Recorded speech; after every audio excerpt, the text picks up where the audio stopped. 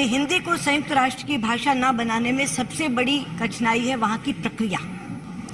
वहाँ की प्रक्रिया ये है कि जो देश ये प्रस्ताव लाता है कि आप हमारी भाषा को आधिकारिक भाषा बना दो, जो राशि उस पर व्यय होती है वो केवल उस देश द्वारा नहीं ली जाती। अगर ये वहाँ प्रक्रिया होती कि अगर भारत ये प्रस्ताव कर रहा है कि हिंदी को आधिकारिक भाषा बना दिया जाए तो इस पर आने वाला सारा खर्च भारत वहन करेगा, तो अपने देश की राजभाषा को ये गौरव दिलाने के लिए ये सरकार कोई भी खर्च करने को तैयार है, कोई भी व्यय करने को तैयार है। लेकिन यूएन की प्रक्रिया, संयुक्त राष्ट्र की प्रक्रिया ये कहती है कि वो धनराशि जो व्यय होगी वो संयुक्त राष्ट्र के समूचे राष्ट्र सदस्यों को, यानी 193 सदस्य राष्ट्रों को वहन करनी होगी। इसलिए वहां मतदान होता है और मतदान में 2/3 बहुमत चाहिए होता है, 129 मत चाहिए।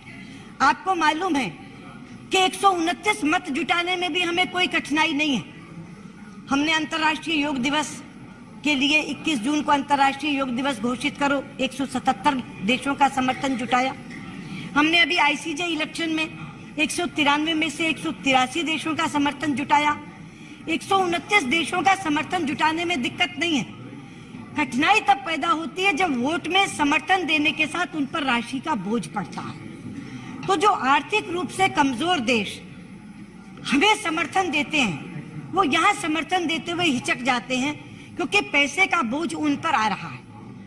तो भी हम लोग लगे हुए हैं, हमारा प्रयास जारी है कि हम ये प्रस्ताव मॉरिशस, फिजी, सूरीनाम जैसे जो भारतीय मूल के गिरमिटिया देश हैं उनके माध्यम से लेकर आएं और किसी तरह उन छोटे देशों का भी समर्थन प्राप्त करें।